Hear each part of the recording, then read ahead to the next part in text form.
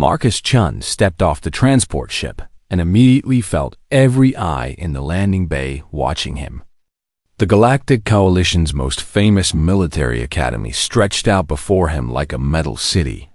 Vextar Prime was huge, bigger than anything he had ever seen on Earth. But it was not the size that made his stomach twist. It was the silence. Every alien student in the bay had stopped what they were doing to stare at him. Some pointed. Others whispered in languages he could not understand. A few laughed, showing teeth that could easily bite through steel. Marcus picked up his single bag and walked forward. He was the first human ever accepted to Vextar Prime. The Coalition had called it a historic moment. The news feeds back home had called him a pioneer. Right now, walking through a crowd of alien warriors who looked like they wanted to step on him, Marcus felt more like a bug.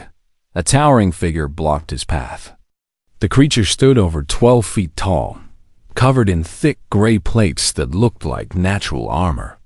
Its yellow eyes studied Marcus like he was something interesting it had found on its shoe. "So," the giant said in perfect standard, "this is what Earth sends us.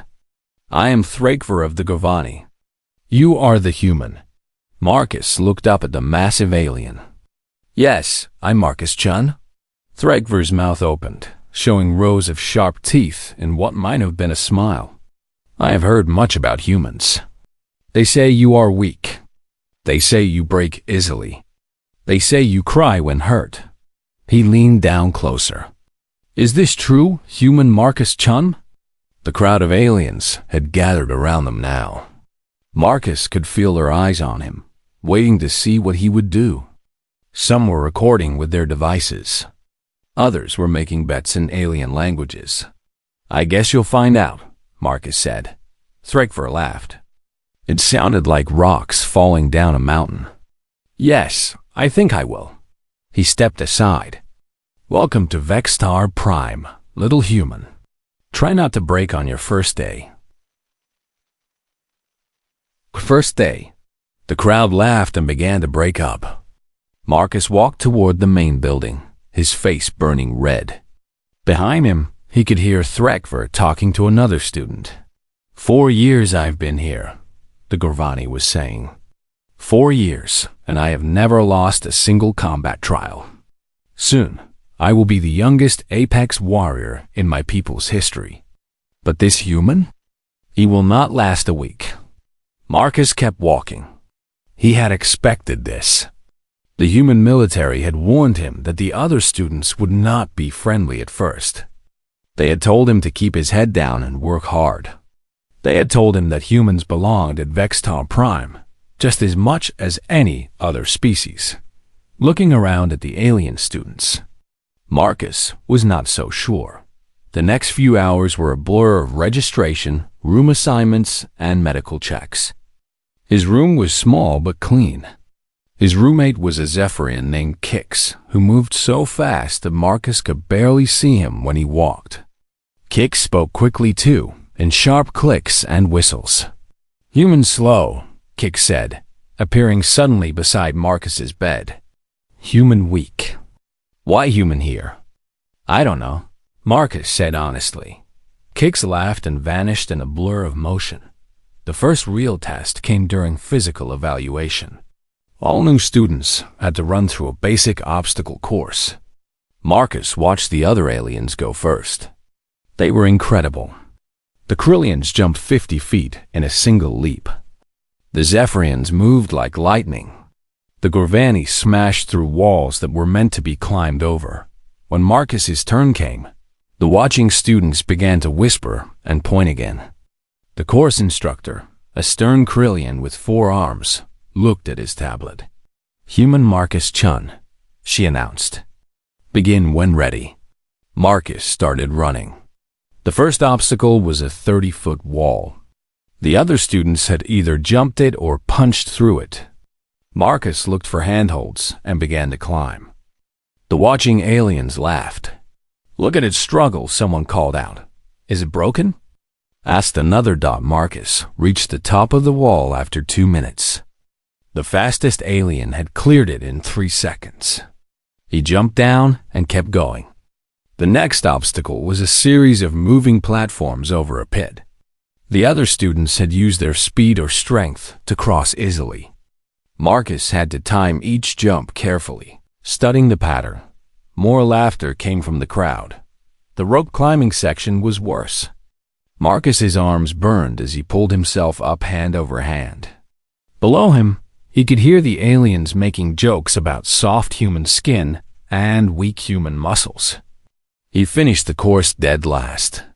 His time was so slow that the instructor had to check her equipment to make sure it was working correctly. When she announced his result, the entire crowd burst into laughter. "Pathetic," said a Krillian student. "My grandmother could do better. And she has been dead for 50 years, added a Zephyrian. Thrakver stood at the back of the crowd, watching but not laughing. His yellow eyes followed Marcus as he walked off the course. That night in the dining hall, Marcus sat alone.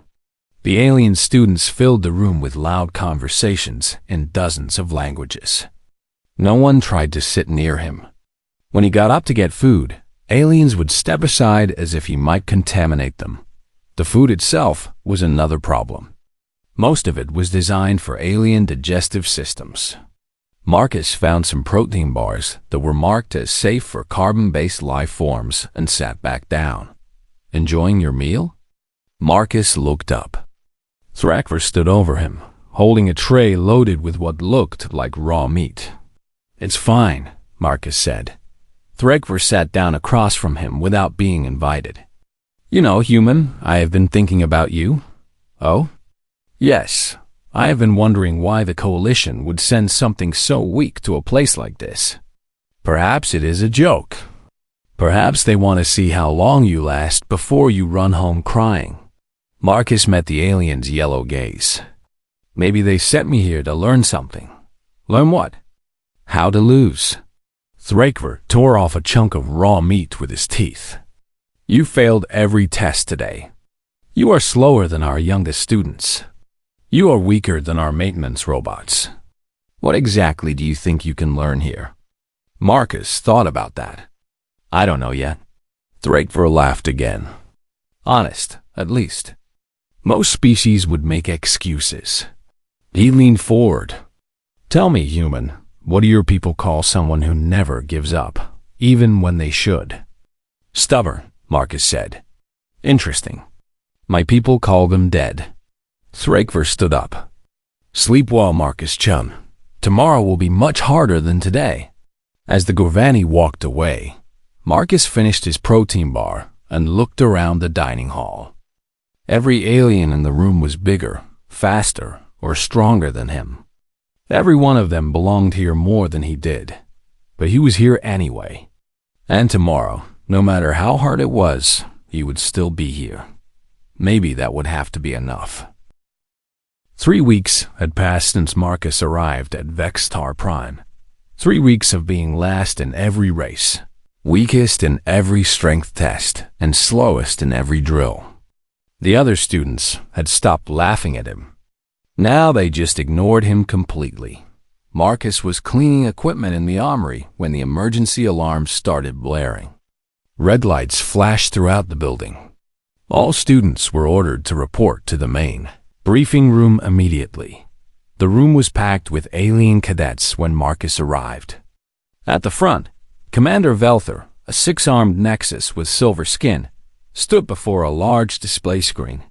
"Students," the commander began, "we have received a real distress signal. The research vessel Infinite Dawn has crashed on the planet Kethmoran. 7 scientists are trapped aboard." The display showed a dark, twisted world covered in thick forests and jagged mountains. Even in the pictures, Kethmoran looked dangerous.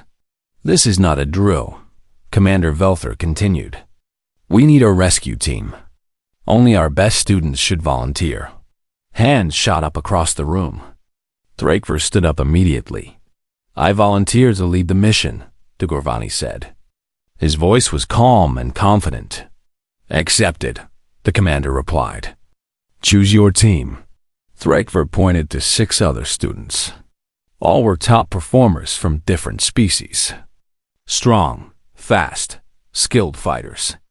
Marcus was not surprised when his name was not called. "Sir," Thrakver said to the commander, "we will also need communication support. Someone to monitor transmissions and coordinate with the academy." He looked directly at Marcus. "I request a human for this role." Marcus felt every eye in the room turn to him. The other students whispered among themselves. Some laughed quietly. Commander Velthor looked puzzled. "The human? Are you certain?" "Yes, sir. Humans are supposed to be good with technology. Are they not?" "Let him prove it." Marcus knew this was not kindness. Thrakver was giving him the safest job on the mission. Communication support stayed with the ship while the real warriors did the dangerous work. "Very well," the commander said. "Prepare for departure in 1 hour." The ship that took them to Kethmar was fast and well armed. Marcus sat in the back, monitoring radio equipment while the other team members checked their weapons. The aliens talked in low voices about their combat experience and past victories. No one spoke to Marcus. Kethmar looked even worse up close. The planet's surface was covered in thick, dark vegetation that moved in ways that had nothing to do with wind. Strange sounds echoed from the forest below. The crashed research ship was visible as a twisted wreck near the base of a mountain. "Landing in 30 seconds, announced the pilot. They sat down in a small clearing near the crash site. The moment the doors opened, Marcus could smell the planet. It smelled like decay and something else. Something predatory. "Remember," Thrakver told the team as they gathered outside, "we going fast. Find the survivors and get out." This planet is classified as hostile for a reason. The team moved toward the crashed ship in formation. Marcus stayed with their transport, setting up communication equipment. He watched them disappear into the twisted metal of the wreck through his monitor screen. For 20 minutes, everything went according to plan. The team found 4 survivors in the ship's emergency compartment. They were injured, but alive. Thrakver's voice came through clearly on the radio. "Base camp, this is Alpha Team. 4 survivors recovered. Moving to search grid 2 for the remaining 3. "Understood, Alpha Team," Marcus replied. "All clear on scans." But it was not all clear. Marcus noticed something strange on his sensor display. Heat signatures were moving through the forest around them. They were big, but they seemed to appear and disappear randomly.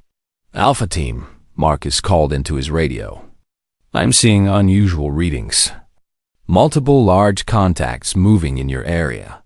"Confirmed," came Thrakver's voice. But now it sounded tense. "We see them too. Moving to..." The transmission cut to static. Marcus tried to re-establish contact. "Alpha Team, respond." "Alpha Team, do you copy?" Silence. Then screaming came through the radio. Alien voices crying out in fear and pain. The sound of weapons firing. Something roared in the background, a sound unlike anything Marcus had ever heard. "Alpha Team," Marcus shouted into his microphone. "Alpha Team, respond." Through the static, he heard Thrakver's voice, faint and broken. "Base camp. Under attack. Something hunting us. Crescent Jinn are down. We're falling back, too." The transmission died completely. Marcus stared at his equipment. Every screen showed the same thing. No signals from any member of the rescue team. As far as his instruments could tell, they had simply vanished. He grabbed the emergency procedures manual and searched through it frantically. Protocol was clear. If contact was lost with a ground team, the support crew was to return immediately to base and report the situation. Marcus looked at the dark forest where his teammates had disappeared. 7 scientists were still missing somewhere on this planet. Now 7 more Academy students were lost as well. If he followed protocol and left, 14 people would die. He thought about what Trekver had said on his first day. "Tell me, human, what do your people call someone who never gives up, even when they should?"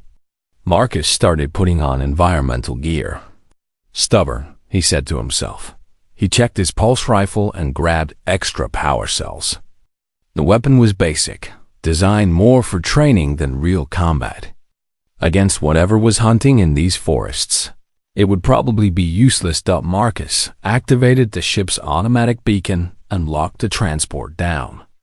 If anyone came looking for them, they would find the ship. He left a message in the computer explaining what he was doing and why. Then he walked into the forest. Alone. The trees on Kethmorum were wrong. They were too tall, too twisted, and they moved too much. Marcus could hear things in the branches above him, but when he looked up, he saw nothing. The air was thick and humid, and every breath tasted like metal. He followed the team's last known path using his scanner. The device could track the unique energy signatures from their equipment. The trail led deeper into the forest, toward the mountain where the research ship had crashed. Marcus moved carefully, trying to make as little noise as possible. But with every step, he felt like he was being watched. Sometimes he caught movement from the corner of his eye, but when he turned to look, there was nothing there. The trail ended at a clearing filled with strange, glowing crystals. Marcus's scanner showed recent energy weapon discharge here. He found scorch marks on the trees and what looked like alien blood on the ground, but no bodies, no equipment. The rescue team had simply vanished. Marcus studied the scene carefully. The weapon marks were scattered randomly, like the team had been firing at targets they could not see clearly. The blood was splattered in a pattern that suggested the aliens had been dragged away, not killed on the spot. Something had taken them alive. Marcus checked his scanner again. There was still one faint signal coming from deeper in the forest. It was weak, but it matched Thrakver's equipment signature. Marcus looked at the dark trees ahead of him. Whatever had taken the rescue team was probably still out there, waiting. His weapon would not save him if these things decided to attack, but Thrakver was alive. Maybe the others were too. Marcus adjusted his grip on his rifle and started walking toward the signal. Behind him, something howled in the distance. The sound echoed through the forest like a promise of death. "Stubborn," Marcus whispered to himself again, and kept walking into the darkness. Marcus followed Thrakver's signal deeper into the forest for 2 hours. The trees grew stranger as he moved toward the mountain. Some had leaves that glowed softly in the darkness. Others had bark that looked like metal. All of them seemed to watch him as he passed. The signal led him to the mouth of a cave system. The opening was perfectly round, too perfect to be natural. Strange symbols were carved around the entrance, symbols that hurt to look at directly. Marcus checked his scanner. Thrakver's signal was coming from deep inside the cave. But there was something else. The scanner was picking up multiple life signs moving in patterns throughout the cave system. Whatever had taken the rescue team was down there with them.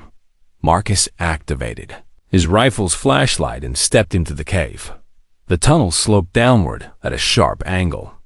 The walls were covered in the same strange symbols he had seen at the entrance. His footsteps echoed strangely, as if the sound was being twisted by the tunnel itself. After 10 minutes of walking, Marcus heard something that made him freeze. Voices. Alien voices speaking in languages he recognized. The rescue team was alive. He moved more carefully now, using his flashlight sparingly. The tunnel opened into a large chamber filled with crystal formations that glowed with their own light. Marcus crept to the edge and looked down. The rescue team was there.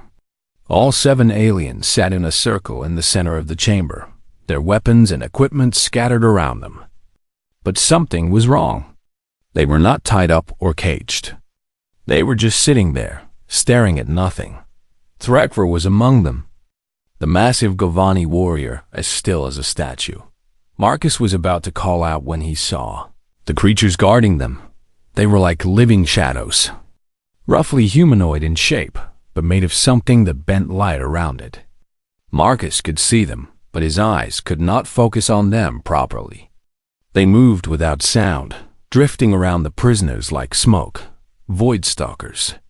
Marcus had read about them in the Academy database, but seeing them was completely different. The files had said they were dangerous predators, but this was something else. This looked like farming. Marcus studied the chamber more carefully. The crystal formations were not natural.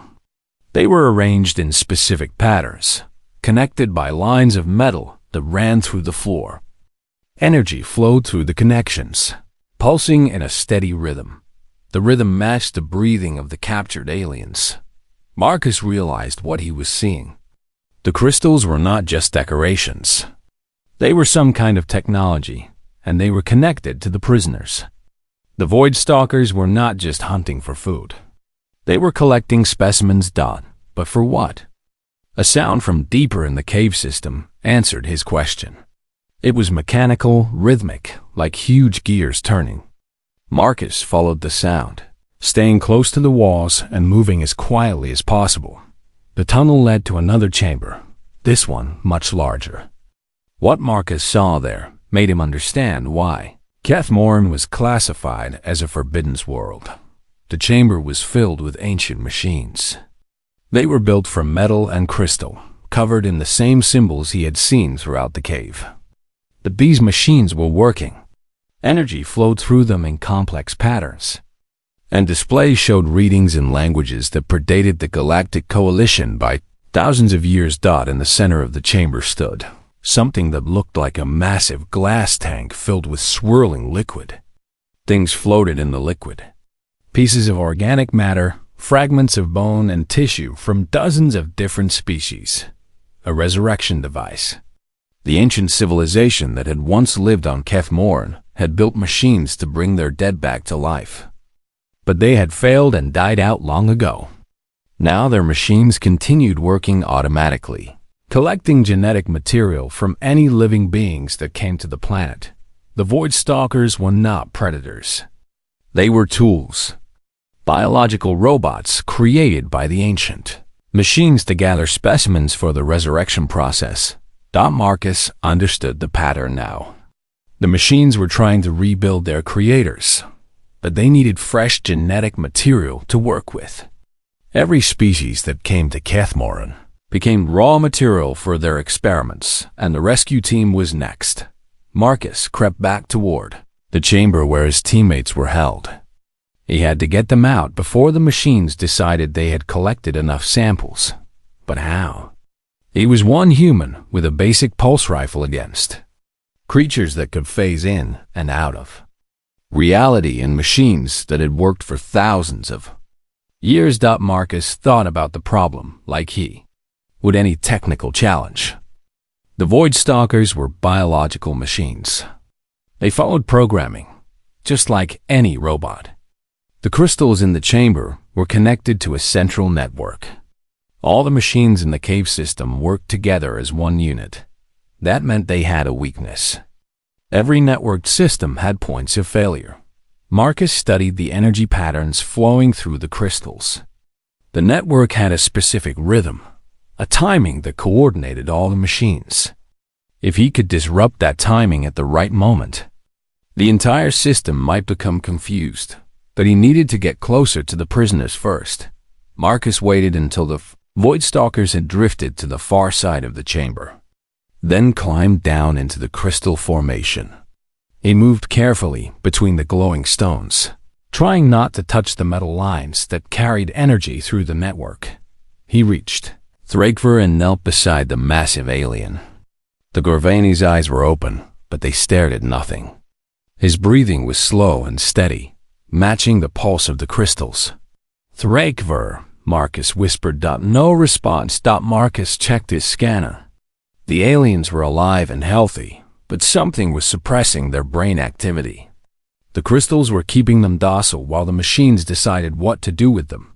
Marcus looked at the network of energy, lines running through the floor. If he could overload one of the main connections, It might disrupt the entire system long enough for the aliens to wake up, but overloading the network would definitely get the attention of every Void Stalker in the cave system. Marcus checked his pulse rifle. He had enough power for maybe 20 shots against an unknown number of shadow creatures that could phase through solid matter. 20 shots would not last long, unless he made every shot count. Marcus found the largest energy connection near the center of the chamber. It was a thick metal line that seemed to carry power to all the other crystals. He aimed his rifle at the connection and thought about what Thrakvar had said on his first day at the academy. My people call them dead. Maybe, but humans called them heroes. Marcus pulled the trigger. The energy bolt hit the metal connection and overloaded it immediately. Electricity arced through the crystal network, sparks flying in all directions. The steady pulsing rhythm broke apart into chaos. The effect on the prisoners was instant. The aliens blinked, shook their heads, and began to look around in confusion. The effect on the Void Stalkers was immediate too. They all turned toward Marcus at once, their shadowy forms becoming more solid as they prepared to attack. "Wake up!" Marcus shouted to the rescue team. "Get your weapons." Thrakvar's eyes focused on Marcus with surprise. "Human? How did you?" Later, Marcus fired at the nearest Void Stalker. His energy bolt passed right through it. "We need to get out of here now." The aliens scrambled for their weapons as the Void Stalkers closed in. But something strange was happening. The creatures were moving differently now, no longer coordinated. The disruption to the crystal network had confused them. Marcus realized something important. The Void Stalkers were not independent creatures. They were part of the network too. Without the central timing system, they could not phase properly. "Aim for the crystals," Marcus shouted. "Destroy the network." The rescue team opened fire on the glowing formations. Each crystal that shattered made the Void Stalkers more solid, more vulnerable. Soon the aliens were able to hit the creatures directly. The Void Stalkers dissolved when shot, fading away like smoke. "This way." Marcus led them toward the tunnel he had come from. Behind them, alarms began blaring throughout the cave system. The ancient machines had detected the damage to their network. They ran through the tunnels as mechanical sounds echoed around them. The resurrection devices were shutting down, but not before releasing more Void Stalkers to stop the escaping prisoners. Marcus and the rescue team fought their way through the cave system, destroying crystal formations whenever they found them. Each destroyed crystal made their escape easier. They reached the surface just as the sun was setting. Behind them, the cave entrance collapsed as the ancient machines finally failed completely. "How did you know?" Thrakvar asked as they walked back toward their ship. "How did you understand what those machines were doing?" Marcus thought about that. "I guess I looked at it differently. You saw dangerous predators. I saw a technical problem that needed to be solved." Thrakvar stared at him for a long moment. "You came after us alone, with insufficient weapons, against unknown enemies. Yes, that was extremely foolish. Probably. It was also—" Thrakvar paused, searching for the right word.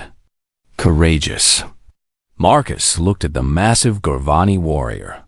For the first time since arriving at the academy, he saw something other than amusement in those yellow eyes. He saw respect. The news of the Kefmorn rescue spread through Vextar Prime within hours of their return. 7 Academy students had been saved from certain death on one of the galaxy's most dangerous worlds. The official reports praised the entire rescue team for their bravery and quick thinking, but the real story was different. And everyone knew it. Marcus sat in the medical bay while doctors checked him for exposure to alien pathogens. Through the window, he could see other students gathering in small groups, talking quietly and looking in his direction. The whispers had changed. They were no longer mocking. The human went after them. Alone, he heard a Krillian student say, with just a basic pulse rifle, added a Zephyrian. Thrak. Vior has not spoken of what happened down there, said another voice. But something has changed. Marcus finished his medical exam and walked to the dining hall. For the first time in weeks, the conversations died down when he entered. Students watched him with curiosity instead of contempt. He got his food and looked for an empty table. Before he could sit down, Threkvar appeared beside him. Human, the Gorvani said quietly. Sit with me. It was not a request. They sat at Threkvar's usual table in the center of the dining hall. Other students stared openly now. The Apex Warrior candidate never shared his table with anyone, let alone the Academy's weakest student. You have not told anyone what really happened in those caves, Threkvar said. Marcus poked at his protein bar. Neither have you. No, I have been thinking about it. About what I saw down there. Threkvar tore off a piece of his raw meat. Tell me, human, how did you know the creatures were connected to the crystal network? I watched them for a while before I acted. Their movement patterns were too coordinated to be natural. They moved like drones following programming. And the machines? The energy flow patterns were obviously artificial. Plus, the chamber layout suggested a central processing system. Everything was connected. Threkvar nodded slowly. You saw connections that none of us noticed. Even when we were trapped in that place, we only saw individual threats. You saw the whole system. Marcus shrugged. Different perspective, I guess. Yes, different. Threkvar was quiet for a moment. I have been the strongest student at this academy for 4 years. I have won every combat trial, broken every strength record. I thought that made me the best warrior here. You are the best warrior, Marcus said. Am I? In those caves, my strength was useless. My combat training meant nothing.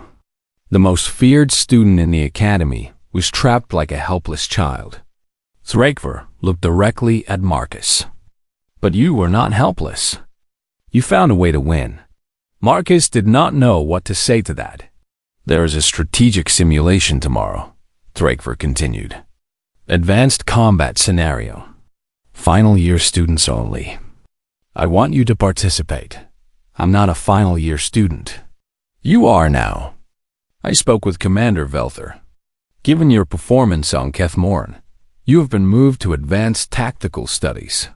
Marcus blinked in surprise. I don't know anything about advanced tactics. No, but you know something else. Something we need to learn. Threkvar stood up. The simulation begins at 0800 hours. Be ready. The next morning, Marcus found himself in the Academy's main strategy center. The room was filled with the Academy's best students. All final year cadets who would graduate as officers in various military organizations throughout the galaxy. Commander. Velther stood before a massive display screen showing a detailed star map. The scenario is simple, the commander announced. You are defending Research Station Omega against a fleet of enemy ships. Your defensive force is outnumbered 3-1. Your weapons are limited. Your shields are failing. You have 1 hour to develop a strategy that will save the station and its civilian population. The students were divided into teams of 6. Marcus found himself assigned to Threkvar's team along with 4 other top students. They moved to their planning table and began studying the tactical display. The situation looked hopeless. The enemy fleet had overwhelming firepower. The research station's defenses were weak. Any direct confrontation would end in complete defeat. We need to hit them hard and fast, said Crix, a Zephyrian tactical specialist. Strike their command ship before they can coordinate their attack. Impossible, replied Vex. A 4-on nexus. Their escort ships would destroy us before we got close. Then we use the station's defensive platforms to create a crossfire pattern, suggested Horth, a Krillian heavy weapons expert. force them into a killing zone. Thrakver shook his head. The platforms do not have enough firepower. We would delay them, not stop them. The team spent 40 minutes developing and rejecting strategy after strategy. Nothing worked. The enemy force was simply too strong. 10 minutes remaining, announced Commander Velther. Marcus had been quiet during most of the planning session, studying the tactical display and running calculations in his head. Now he looked up at his teammates. What if we do not try to stop them? He said that. The others stared at him. What do you mean? Asked Thrakver. Marcus pointed at the display. Everyone is trying to find a way to defeat the enemy fleet. But what if that is not the real objective? The objective is to defend the research station, Vex said impatiently. No, the objective is to save the civilian population. Those are two different things. Marcus manipulated the display, highlighting different elements of the scenario. Look at the enemy approach vector. They are coming straight at the station, all weapons focused forward. They expect us to meet them head-on, because that is what any logical defender would do, Horth said. Exactly. But what if we are not logical? Marcus expanded the display to show the entire star system. There is an asteroid field 12 million kilometers away. Dense, difficult to navigate, perfect for hiding things. Crix leaned forward. What kind of things? The civilian population. We evacuate everyone to the asteroid field before the enemy arrives. Then we use the station itself as bait. Bait for what? Thrakver asked. Marcus smiled. For the biggest explosion this star system has ever seen. He outlined his plan quickly. Instead of trying to fight the enemy fleet, they would evacuate all civilians and secretly plant explosives throughout the research station. When the enemy ships moved in to capture the station, they would trigger a massive detonation that would destroy both the station and the attacking fleet. The enemy expects us to value the station more than victory, Marcus explained. They think we will try to save the facility. But if we are willing to sacrifice the station, we can turn their strength against them. The room fell silent as the team considered the plan. It would work, Vex said slowly. They would never expect us to destroy our own facility. The explosion would be enormous, added Horth. The station's power core alone would take out half their fleet. But we lose the research station, Crix pointed out. Buildings can be rebuilt, Marcus said. People cannot be brought back from the dead. Thrakver stared at the tactical display for a long moment. Then he turned to Marcus. You would sacrifice victory to save lives? I would sacrifice property to save lives. There is a difference. Most species would consider the loss of such a valuable facility to be defeat, regardless of casualties. Marcus shrugged. Most species are not human. Thrakver began to smile. Submit the plan. They presented their strategy to Commander Velther with 30 seconds to spare. The other teams had developed conventional tactical approaches, all of which relied on somehow defeating a superior enemy force through clever maneuvering or superior firepower. Marcus's team was the only one that suggested destroying the thing they were supposed to protect. When the simulation ran, their plan worked perfectly. The enemy fleet moved in confidently to capture what they thought was a defended research station. Instead, they flew into the largest explosion in the Academy's simulation history. Total enemy casualties: 100%. Friendly casualties: 0. Mission objectives achieved with minimal loss of life. Commander Velther stared at the results for a full minute before speaking. In 20 years of running this simulation, she said finally, no team has ever achieved a complete victory with 0 friendly casualties. She looked directly at Marcus. How did you develop this strategy? Marcus thought about that. I guess I approached it differently. Everyone else was trying to win a fight. I was trying to solve a problem. What problem?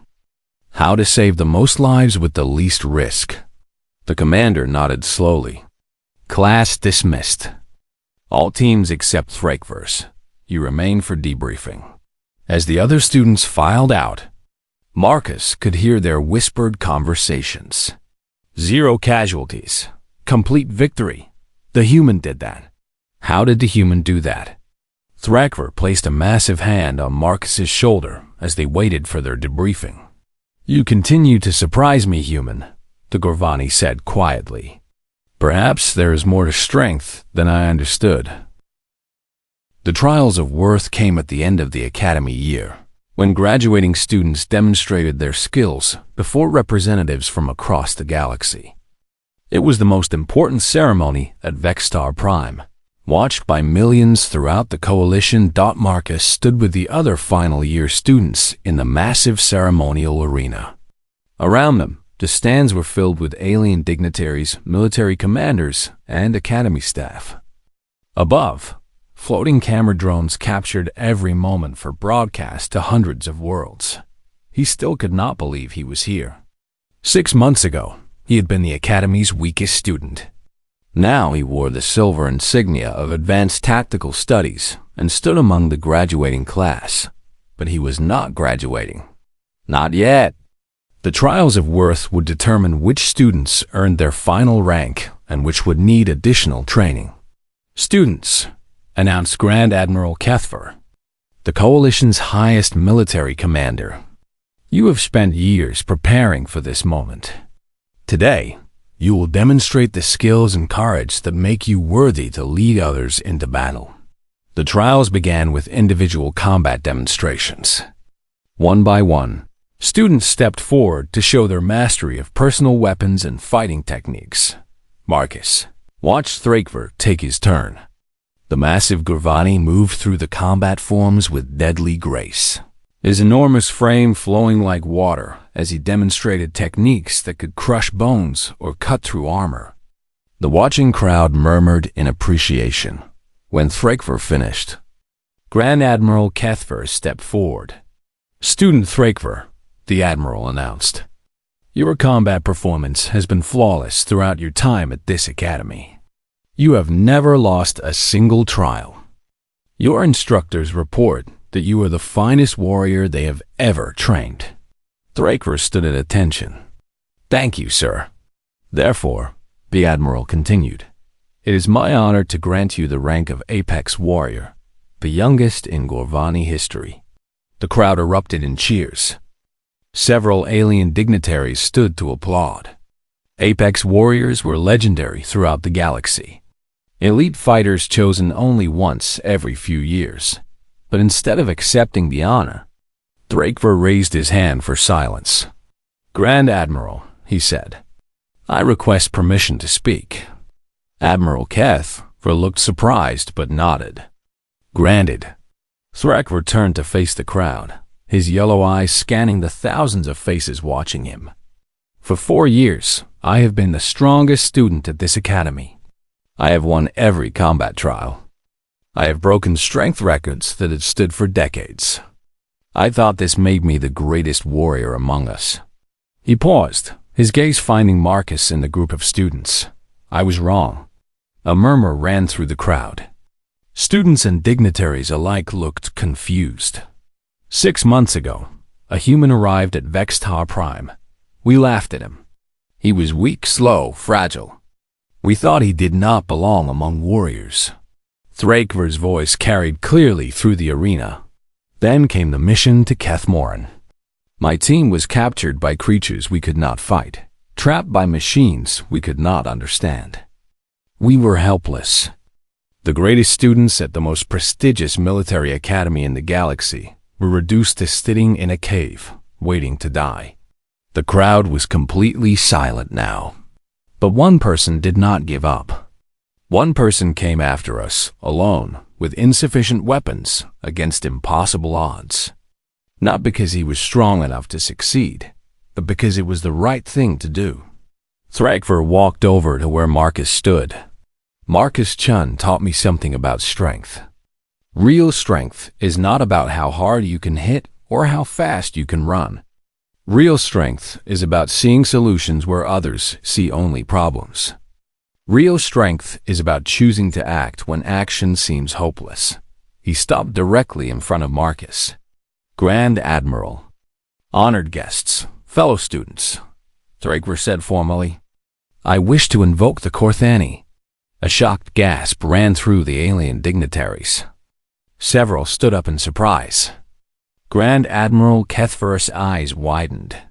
Student Thrakor, the Admiral said carefully, are you certain? The Korthani has not been performed with an alien in over 1,000 years. I am certain, sir. This human has proven himself in battle and in wisdom. He has saved lives at risk to his own. He has shown courage that surpasses physical strength. By the ancient laws of my people, he has earned the right to be called Battle Brother. Thrakor knelt on one knee before Marcus, placing his massive hand on the human's shoulder. Marcus Chen of Earth, he said in a voice that echoed throughout the arena. Your strength is not my strength, but your strength makes mine complete. Your blood is not my blood, but your spirit is my spirit. In battle, we are one. In peace, we are family. The arena was so quiet that Marcus could hear his own heartbeat. Do you accept this bond, Battle Brother? Thrakor asked. Marcus looked at the massive alien kneeling before him. 6 months ago, this same warrior had mocked him as weak and worthless. Now he was offering the greatest honor his people could give. I accept, Marcus said quietly. Thrakor stood and clasped Marcus's hand in both of his own. Then rise. Marcus Chun, Battle Brother of the Govani, Keeper of Wisdom, Savior of the Lost. The crowd exploded. Thousands of aliens rose to their feet, cheering and applauding. The representatives from dozens of worlds stood in recognition. Even Grand Admiral Kethfer was applauding, but Marcus barely heard the noise. He was focused on Thrakor's face, on the genuine respect and friendship he saw in those yellow eyes. When the cheering finally died down, Admiral Kethfer stepped forward again. Student Marcus Chen, he said formally, while you have not yet completed all requirements for graduation, your actions on Kethmoran and your strategic innovations in simulation have demonstrated exceptional ability. It is therefore my honor to grant you the rank of Strategic Specialist with a recommendation for immediate placement in the Coalition Planning Division. More applause filled the arena. Marcus felt overwhelmed. 6 months ago, he had been a joke. Now he was a graduate of the galaxy's most prestigious military academy. After the ceremony, as students and dignitaries mingled in the reception hall, Marcus found himself surrounded by alien officers wanting to shake his hand or offer him positions in their military units. Remarkable tactical thinking, said Acrylian. General, your approach to problem-solving is most interesting, added a Nexus commander. We could use minds like yours in our intelligence division, offered a Zephyrian. Colonel, Marcus politely thanked them all, but his attention was on a different conversation happening across the room. A group of young aliens, students from the lower years, were talking quietly among themselves. Did you see what happened? One was saying, the human became battle brother to an apex warrior. If Thrakor respects him, then maybe humans are not as weak as we thought. Maybe strength means more than we understood. Marcus smiled. The real victory was not the rank or the recognition. It was the change in how people thought about humanity, about what strength really meant. Thrakor appeared beside him, carrying 2 drinks. You seem thoughtful, Battle Brother, the Govani said, offering Marcus one of the glasses. Just listening, Marcus replied, taking the drink. Amazing how fast things can change. Yes, 6 months ago, no one would listen to a human at this academy. Now every military unit in the coalition wants to recruit you. They stood together, watching the crowd of alien officers and dignitaries. What will you do now? Thraker asked. Marcus thought about that. I think I'll take the position with coalition planning. Someone needs to make sure human perspectives are included in our strategic thinking. Good. The galaxy needs more minds like yours. Thraker raised his glass. To unexpected strength. To finding family in unlikely places, Marcus replied. They drank. Two warriors from different worlds who had found brotherhood through mutual respect. Across the reception hall, the young alien students were still talking about what they had witnessed. The story would spread throughout the academy, then to other schools, then to other worlds. The story of how the weakest student at Vextar Prime became battle brother to its strongest. The story of how humanity's greatest strength was not physical power, but the ability to see hope where others saw only despair. The story of why, after today, no one in the galaxy would ever underestimate humans again. In the years that followed, Marcus Chen would become one of the coalition's most respected strategic planners. His innovative approaches to conflict resolution would save thousands of lives and prevent dozens of wars. But he would always remember this moment, standing beside his battle brother in a room full of allies, watching the galaxy learn a new definition of strength. And somewhere in the crowd, young aliens from dozens of worlds were learning that being different did not mean being lesser.